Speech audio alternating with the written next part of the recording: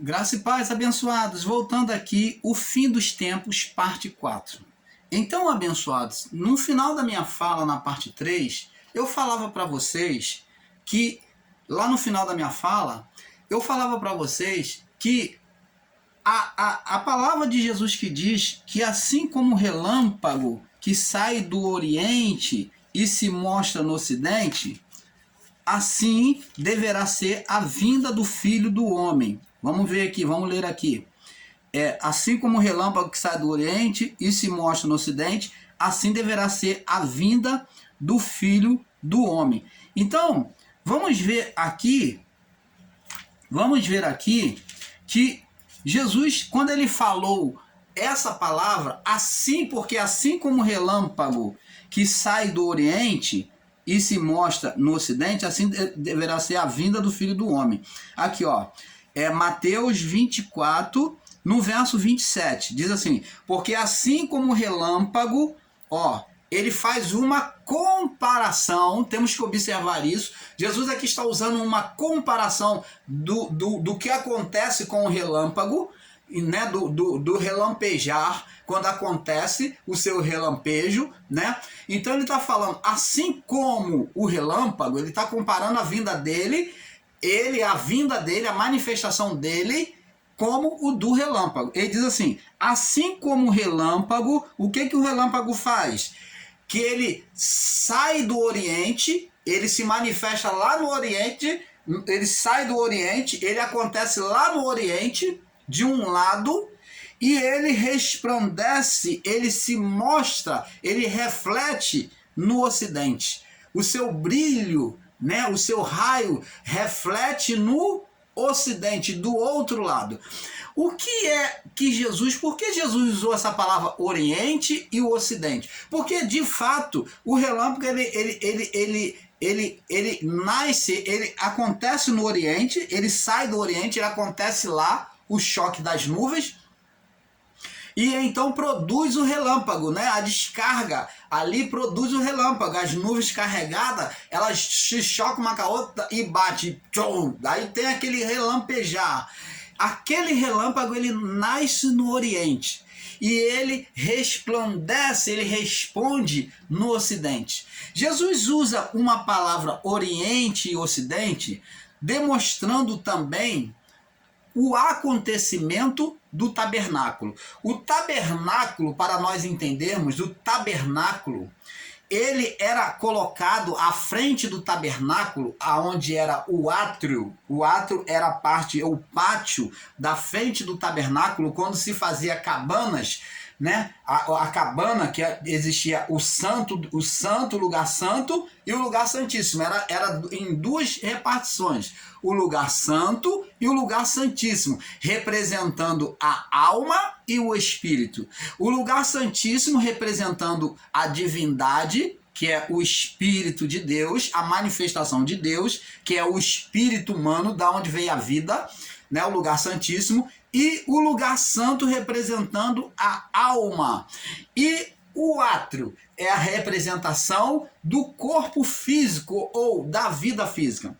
Esse átrio, ele era montado, quando era montado a cerca, a parte do pátio, ali onde havia a matança do animal, tudo que era físico acontecia ali no átrio, os atos físicos. Quando o ser humano, o homem vinha se confessar, ele trazia um animal físico para que através do sacrifício físico ele fosse justificado. Ali ele fosse purificado. Então ele lavava as suas mãos na bacia de bronze, no átrio do lado de fora, né, na bacia de bronze, em água limpa, representando a palavra. Ele sacrificava o animal, se aspergia com o sangue daquele animal. Isso tudo o sacerdote fazia, não só para si, como para o povo que vinha fazer pedidos diante de Deus, comparecer diante de Deus. Ali era no pátio, no átrio, chamado átrio, era um pátio.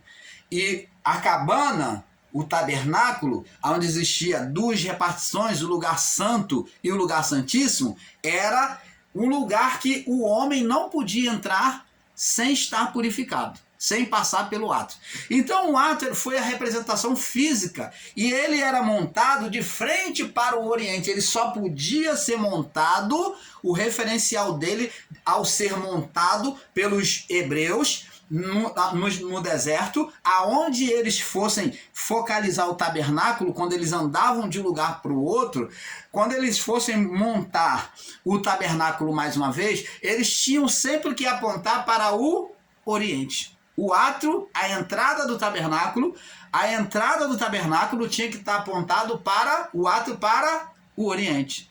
E o que tem a ver o Ocidente, irmão Paulo? O Ocidente é o fundo. O Ocidente é o outro lado, que é onde ficava o quê? A parte do Santo dos Santos. Então, por isso que Jesus usou a palavra, porque assim como relâmpago, Jesus não veio de forma física, ele não se manifestou no átrio de forma física, como cordeiro, ele se manifestou, aquela manifestação do cordeiro sendo sacrificado no átrio, que ali era o sacrifício. Ele não veio como cordeiro. João Batista não falou: eis o cordeiro de Deus que tira o pecado do mundo? Então Jesus se manifestou no Oriente e reluziu no Ocidente. Passou, a sua luz chegou ao Ocidente. Qual o Ocidente que ele está falando? Dentro do homem. O lugar santíssimo, que agora é o homem. Paulo diz que nós somos templo do Espírito Santo. Ou não sabeis que vós sois templo de Deus? Então, agora, Jesus está mostrando que toda aquela figura do tabernáculo estava sendo associado àquilo que ele havia de fazer. Colocar o quê? O seu poder do seu Espírito, a sua habitação seria dentro do homem, aonde Deus agora não está morando junto ao homem, não é mais Deus conosco, Deus junto a nós, mas agora é Deus em nós. Você está entendendo, amado? Canal Luzes da Graça, trazendo uma perfeita revelação do Pai a você.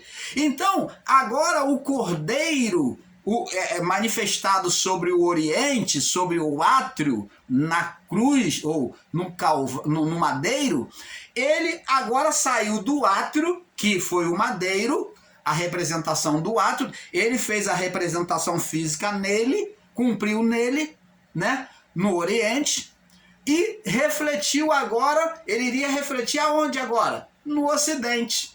Mas os nossos irmãos evangélicos e muitos dos que se dizem cristãos não puderam compreender ainda, estão esperando a vinda de Jesus. E Jesus já está dentro de cada um de nós, amados. Jesus já veio para dentro de você. Ele está aí, é só você abrir o seu coração e olhar para dentro de você que você vai encontrar. Ele faz habitação no homem. Por isso que Paulo falou: ou não sabeis que vós sois templo de Deus, habitação de Deus. Que Deus? O Cristo. Através do poder do Espírito Santo, que é o Espírito do próprio Cristo, foi chamado de Espírito Santo. Ele, presta atenção, ele antes de morrer na cruz do Calvário, eu vou deixar tudo bem explicadinho, porque tem irmãos aí e irmãs que têm uma dificuldade de entender as coisas. Vamos ler aqui no livro de João, capítulo 17. Vamos ler aqui sobre a oração sacerdotal de Jesus. Deixa eu ver aqui. Vamos lá. João 17. Jesus, antes de subir à cruz, bem antes de estar de ser entregue à morte, ele estava no Getsemane e ele orou assim, ó. E Jesus, João, Evangelho de João, capítulo 17, verso 1. Jesus falou assim, ele orando, e levantou os seus olhos ao céu e disse, ele faz uma oração, Pai, é chegado a hora. Que hora que ele está falando? A hora do cordeiro ser sacrificado. A hora de anunciar o fim dos tempos. Pai, é chegado a hora. glorifica o teu filho, para que também o teu filho glorifique a ti. Assim como lhe deste poder sobre toda a carne, para que dê a vida eterna a todos quanto lhe deste. A vida eterna é esta, que conheçam a ti só, por único Deus. É isso que ele quer, o propósito de Cristo é isso. É conhecer a Deus por único Deus, Criador, verdadeiro, e conhecer também a mim, a Jesus Cristo, a quem tu enviaste. Ele poderia estar dizendo, e conhecer a mim, que o Senhor enviou. Eu te glorifiquei na terra, verso 4, tendo tudo consumado, eu te glorifiquei na terra, tendo tudo completado, a obra que me deste a fazer, consumado, completou. Ele completou ou não completou? Completou. Então, Jesus não tem que fazer mais nada. Ele não tem que voltar para fazer mais nada. Verso 5, e agora, glorifica-me tu, ó Pai, glorifica-me tu, ó Pai, junto a ti mesmo, traze-me para junto de ti mesmo, com aquela glória que tinha contigo antes que o mundo existia. Opa! Isso daqui é um mistério que eu vou estar postando um vídeo, tem muita profundidade, que mostra a existência de Jesus antes de vir ao mundo. Nós vamos estar mostrando Jesus antes de ele estar na criação. Vamos estar mostrando isso para você. Vamos estar mostrando. Aí no verso 6 diz aqui, a glória que eu tinha contigo antes que o mundo existisse. Verso 6. Manifestei o teu nome aos homens que me deste, os homens que do mundo me deste, e eram teus, e tu me deste, e guardaram a tua palavra. Já não têm conhecido a tudo quanto que provém de ti, porque lhes dei a palavra que tu me deste, e eles receberam, e têm verdadeiramente conhecido o que saí de ti, e creram no teu nome. Ele está falando acerca dos discípulos. Discípulos é apóstolos, discípulo é todo aquele que seguia o evangelho, né? Discípulos e apóstolos, né? E eu rogo por eles, não rogo pelo mundo todo, não rogo pelo mundo todo. Eu estou intercedendo por aqueles que estão ouvindo a minha palavra, é isso que ele está dizendo, mas por aquele que me deste, porque são teus. E todas as minhas coisas são tuas, e as tuas coisas são minhas, e neles sou glorificado. Já não estou mais no mundo, ele já está partindo, já não estou mais no mundo, já estou me retirando, mas eles estão no mundo, Jesus já está se despedindo. E eu vou para ti, Pai Santo, guarda em teu nome aqueles que me deste, para que sejam um assim como nós. Estando eu com eles no mundo, guardava-os em teu nome. Enquanto eu estava aqui fisicamente, eu guardava, eu protegia eles em teu nome. Tenho guardado aqueles que me deste, e nenhum deles se perdeu, senão um, que é o filho da perdição, que foi Judas Iscariote, para que a escritura se cumprisse. Mas agora vou para ti, e digo isto no mundo, estando no mundo. Agora vou para ti, e digo isto no mundo, estando no mundo, para que tenham a minha alegria completa em si mesmo. Dei-lhes a tua palavra, e o mundo os odiou. Entreguei a tua palavra para eles, e o mundo passou a odiar eles. Perseguição. Porque não são do mundo, assim como eu não sou do mundo. Não peço que os tire do mundo. Opa! Você, ensinador que espera a volta de Jesus ou o mundo se acabar, que Deus vai arrebatar você, que você vai ser arrebatado assim, tá aqui e vai subir, vai desaparecer de repente. Opa, não. Jesus diz aqui até para os discípulos, não, verso 15, não peço que os tire do mundo, mas que os livre do mal. Aqui não fala de arrebatamento secreto, como ensinam por aí, que a igreja vai sofrer um arrebatamento secreto. Isto é lorota. Que mentira, que lorota boa. Que mentira, que lorota boa. É o que o sistema evangélico tem ensinado acerca do arrebatamento secreto. O arrebatamento da igreja, dita aqui por Jesus e no Apocalipse, fala da passagem de um lado para o outro, ou ser transladado. Paulo fala da transladação, de ser tirado de uma vida para outra. Mas como que isso acontece, irmão Paulo? Como que isso vai acontecer então? Na morte do corpo. E para isso, para poder dizer isso para você com legalidade, é por isso que se apresentou na transfiguração de Jesus, onde ele esteve, ele saiu de Cesareia, da Judéia, e ele então, lá uma cidade de idolatria, aonde tinha lá o lugar chamado Geena, que era o lugar da queima dos corpos, do lixão, né? Foi chamado lá o Geena físico, e ele, quando ele chega no monte, ele então pega Pedro, Tiago e João e vai se transfigurar diante dele. E o que Jesus faz? Jesus se transfigura e vem com Jesus Moisés, aparece Moisés e Elias. Moisés representando aqueles que morreram na vida do corpo. Aqueles que alcançaram, chegaram diante de Deus por meio da morte física. E Elias? Elias é a representação daqueles que não sofreram a morte física, mas que foram transladados. Opa! Explica melhor, irmão Paulo, porque me deu uma confusão agora na minha cabeça. Moisés, fazendo a representação daquele povo que passaria pela condenação adeana, morte espiritual, que sofreriam a morte espiritual, ou que sofreram a morte espiritual. Então, a morte do corpo de Moisés estava representando a morte adeana. Então Moisés, ele estava ali representando aqueles que passaram pela morte adeana.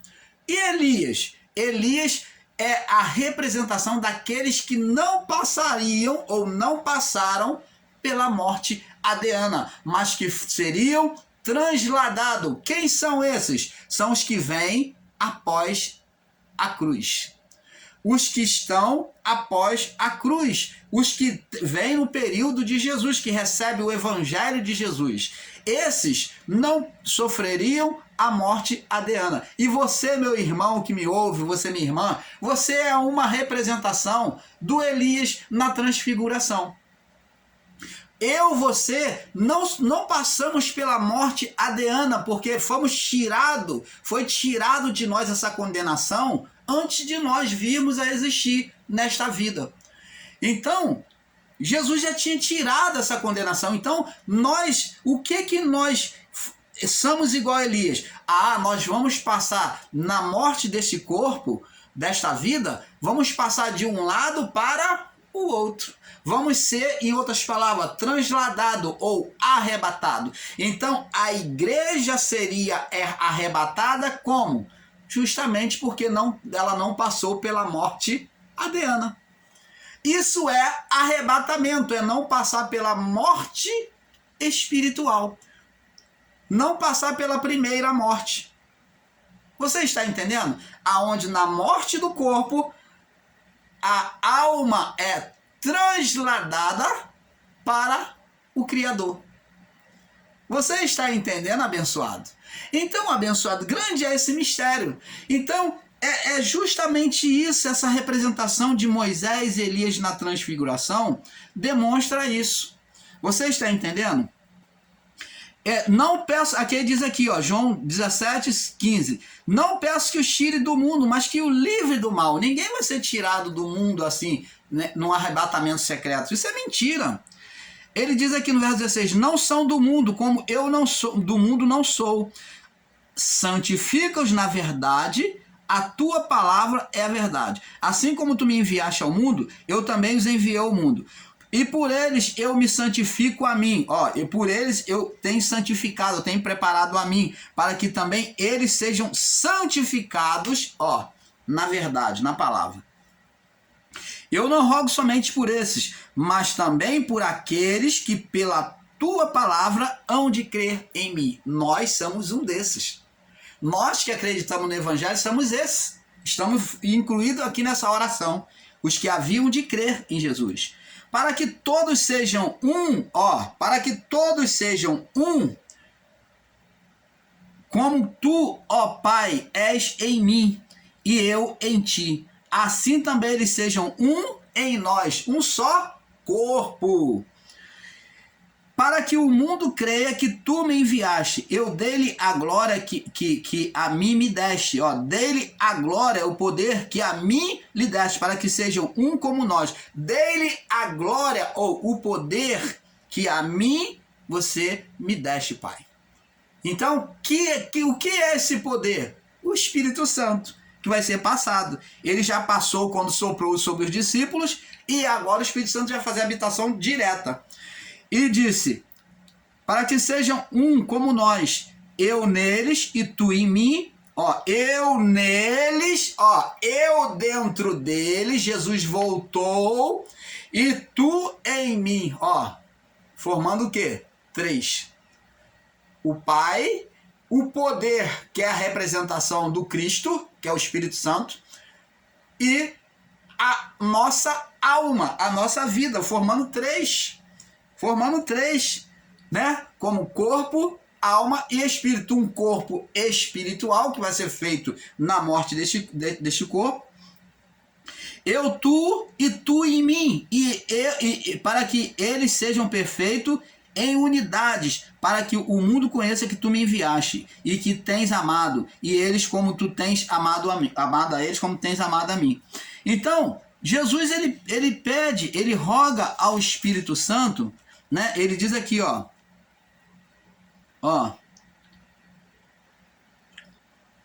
ele diz aqui, no verso João 16 diz assim, todavia vos digo a verdade, 16:7. Todavia vos digo a verdade, que convém que eu vá, Evangelho de João 16, capítulo 7. Todavia vos digo a verdade, que convém que eu vá, porque se eu não for para o Pai, o Consolador não virá para vós. O meu espírito, o meu poder não voltará para vós. Mas quando eu for, vou-lo enviarei. E quando ele vier, para dentro de vocês, ele vai convencer o homem da verdade, vai convencer o homem do pecado, da justiça e do juízo. Do pecado, porque não crê em mim. Da justiça, porque eu vou para o meu Pai e não me vereis mais. Vou para o meu Pai e não me vereis mais, de forma ocular. E dirão, ei-lo ali, ou ele aqui, não vades após eles. Jesus já está dizendo que ele não iria aparecer de novo. Não iria se manifestar de forma visível. Diz aqui, e do pecado, porque não crê em mim, verso 10, da justiça, porque eu vou para o meu Pai, e não me vereis mais, não vou mais aparecer de forma ocular, visível. E do juízo, porque o príncipe deste mundo já está julgado. Abençoados! É muita maravilha de entendimento para nós recebermos. Então, agora, abençoados, nós vamos ver aqui que Jesus, ele veio por meio do Espírito Santo. Ele veio por meio do Espírito Santo, como o relâmpago que sai do Oriente se mostra no Ocidente, dentro de nós. Agora, nós vemos aqui, vamos lá no livro de Atos dos Apóstolos, vamos ver a vinda de Jesus. Você quer ver Jesus voltar? Vamos mostrar Atos dos Apóstolos, Jesus voltando. Ele se mostrou aqui, bem claro, nítido como água. É que nós, muitas das vezes, temos escamas nos olhos espirituais, para não enxergar. Diz aqui, vamos ler Atos dos Apóstolos, capítulo 1, verso 1. Fiz o primeiro tratado, ó Teófilo, acerca de tudo que Jesus começou não só a fazer, mas a ensinar. Até o dia em que foi recebido em cima. Então, eu escrevi tudo. É isso que Lucas está escrevendo. Lucas está relatando, né? Lucas escreveu Atos dos Apóstolos, ele relatou isso. Depois de ter dado o mandamento pelo Espírito Santo, pelo Espírito Santo, pelo poder que nele estava, ele deu os mandamentos aos apóstolos que escolheram, aos quais também, depois, aos discípulos também, aos quais também se manifestou aos discípulos, depois de ter padecido, se apresentou vivo, ele ressuscitou, com muitas provas infalível, sendo visto por ele por espaço de 40 dias e falando das coisas concernentes ao reino de Deus. Então Jesus, após a ressurreição, ele ficou mais quantos dias, né, no meio dos homens, na criação? 40 dias.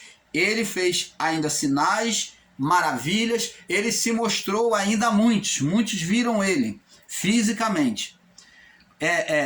Por espaço de 40 dias, falando das coisas concernentes ao reino de Deus. Verso 4.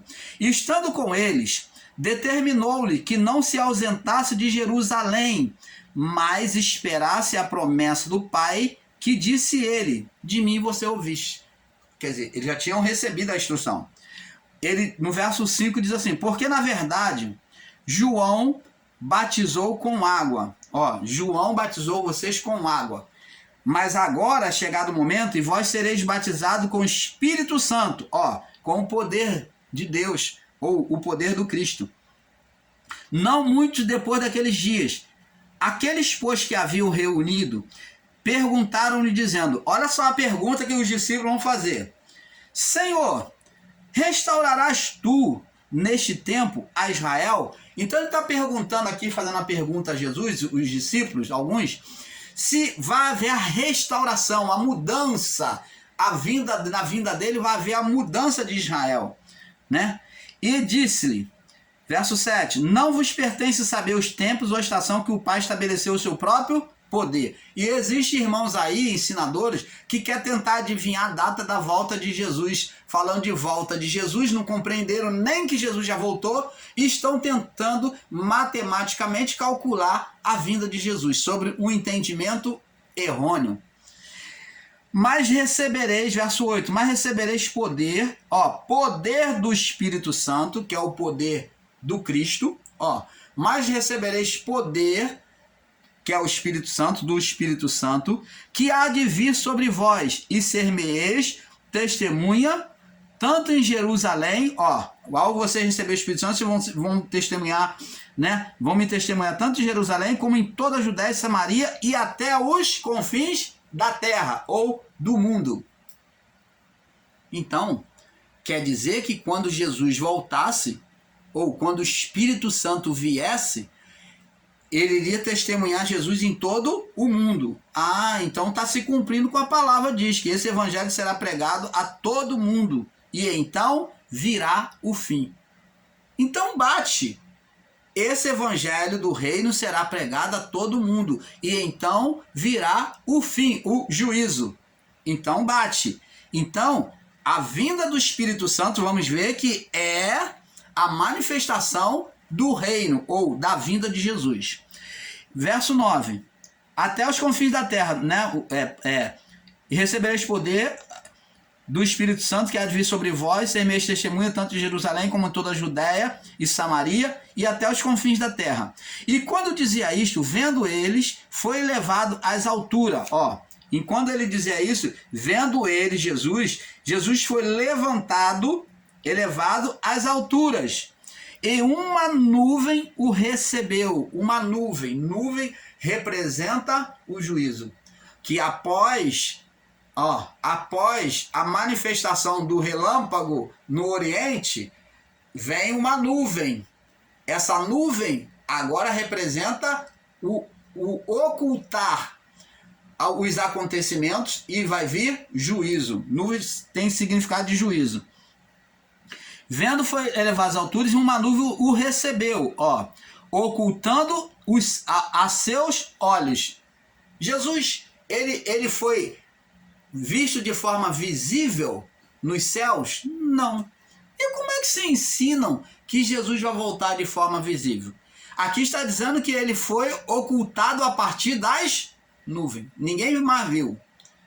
A partir da altura da nuvem, a nuvem foi lá e encobriu, ninguém mais viu. Agora preste atenção. Estando ele com os olhos fitos no céu, verso 10, enquanto ele subia, eis que junto dele se puseram 2 homens vestidos de branco. Foram 2 varões, que eram homens em forma de anjo. Ou era um anjo em forma de homem. 2 varões, eram anjos. Os quais lhe disseram: homens Galileu, o que estáis olhando para o céu? Esse Jesus que dentre vós foi recebido no céu, ó, vocês viram subir no céu, na nuvem, há de vir assim como para o céu viste. Isso daqui leva muitos a um entendimento errôneo, falando, tá vendo, irmão? Jesus vai voltar nas nuvens. Nananina, não. Aqui, pelo contrário, está dizendo que ele vai vir de forma oculta, porque a partir da nuvem ninguém mais viu. A nuvem representa o juízo e que a partir do juízo ele estaria de forma oculta. Ele viria de forma oculta dentro do homem. É esse entendimento. Mas muitos não têm entendido. Agora, lá em João, no Evangelho de João, para confirmar isso aqui, João 6 está ligado a esta palavra, João 6, no verso 62. Vamos ver aqui. João 6, no verso 62. João 6, 62. Olha o que Jesus dizia aqui, ó. Olha o que ele falou para os discípulos, ó.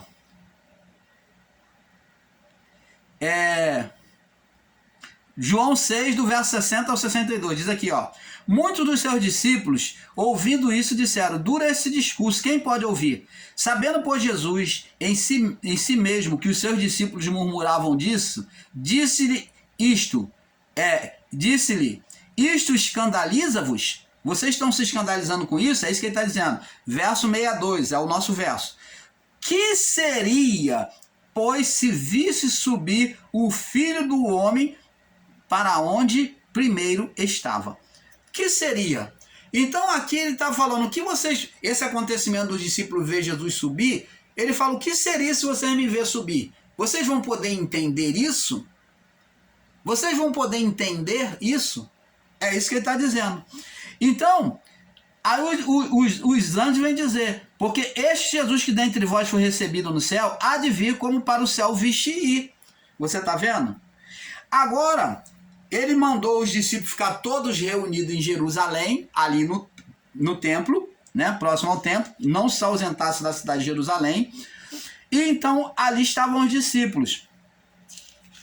Agora no capítulo 2, nós vamos ver que o Pentecoste acontece, Atos capítulo 2, verso 1, diz assim, e cumprindo-se o dia de Pentecostes, estavam todos cordetemente reunidos no mesmo lugar. Todos os discípulos estavam ali e tinha povos de todas as nações. Por quê? Porque o Pentecoste era uma festa anual. Era uma festa anual, que era contado 50 dias após a Páscoa. 50 dias após a Páscoa. Por isso que é chamado Pentecostes, que vem de 50. Então, após a Páscoa, 50 dias, além de ter a festa da Páscoa, porque todos os religiosos, judeus e de todas as nações, porque o templo de Jerusalém era o lugar referencial da manifestação de Deus para todos os povos. Para todos os povos. Povos pagãos, se quisessem encontrar Deus, eles tinham que se reverenciar ali no templo de Jerusalém. Era o lugar referencial. Então vinha gente de longe fazer caravanas, passava meses para chegar em Jerusalém, dias para ir lá e levava o seu sacrifício, a sua oferta de cereal, de animal, né, de ouro, de prata, levava lá para oferecer a Deus no templo, como oferta. Então, cumprindo-se o dia de Pentecostes, estavam todos cordentemente no mesmo lugar. Agora o que acontece? De repente, veio do céu um som como de um vento veemente e impetuoso, e encheu toda a casa em que estavam assentados. Opa! Temos que analisar isso aqui. Ora, a manifestação do Espírito Santo veio de forma de vento, veemente e impetuoso. O vento está ligado a o quê? A chuva. A chuva. Quando está ventando muito, normalmente quando nós olhamos, nós falamos, ó, vai chover. Vai chover. Então o vento ele vem anunciar um acontecimento, esse vento forte vem anunciar uma mudança. O vento está ligado à mudança da estação, de um tempo. Então ele vem mostrar que ou vai chover ou está mudando o tempo, de inverno para verão, né? De outono para inverno. O vento ele anuncia uma mudança da estação, uma mudança do tempo. Então ele está anunciando aqui esse vento veemente e impetuoso encheu toda a casa em que estavam assentados. Os discípulos estavam. Eles estavam reunidos numa casa. E foram vistas por eles línguas repartidas como de fogo, não é língua de fogo, como de fogo. Eles viram, os quais pousaram sobre cada um deles, e todos foram cheios do Espírito Santo, e começaram a falar noutras línguas, conforme o Espírito lhe concedia que falasse. O Espírito aqui, você vê que já é o Espírito do Cristo, né? O Espírito do Cristo lhe concedia que falasse. Então, essa manifestação era do Espírito Santo. E verso 5, e em Jerusalém habitavam, observa aqui agora, ó, em Jerusalém habitavam judeus, homens religiosos de todas as nações debaixo do céu, ou quer dizer, na terra. Então tinha nações de tudo que é lugar, né, debaixo da terra. Então tinha variadas nações de tudo que é lugar. E quando aquele som ocorreu, ajuntou-se uma multidão e estava confusa, porque cada um os ouvia falar na sua própria língua. E todos pasmavam, se maravilhavam, dizendo uns aos outros: pois que? Não são galileus todos esses homens que estão falando? Como pois nós os ouvimos falar, cada um na sua própria língua em que somos nascidos? Então como é que eles podem falar língua que não é da nossa, se eles não são da nossa nacionalidade? Não são da nossa nação. Aí aqui vai falar os que estavam reunidos as nações: partos e medos, elamitas, que habitavam na Mesopotâmia, povo, né, bem distante, Judéia, Capadócia, Ponto, Ásia, lá do outro lado, e Frígida, Panfilha, Egito, as partes da Líbia, junto ao Cirene, forasteiros romanos, tanto judeus como prosélito, cretenses e árabes. Todos temos ouvido em nossa própria língua falar das grandezas de Deus. Este evangelho será pregado em todo o mundo. Todo mundo quem? Todas as nações. As nações estavam tudo ali em Jerusalém? Estavam. Então elas viram esse acontecimento, eles receberam do Espírito Santo? Receberam. Então virá o fim. Esse evangelho será pregado a todas as nações, então virá o fim. E todos se maravilhavam, estavam perplexos, dizendo uns aos outros: que é isso? E os outros zombavam e diziam: estão cheios de mosto. Então, abençoado, vamos passar para a próxima parte, que é um pouco aqui, um pouco ali. O negócio está ficando bom. Paz.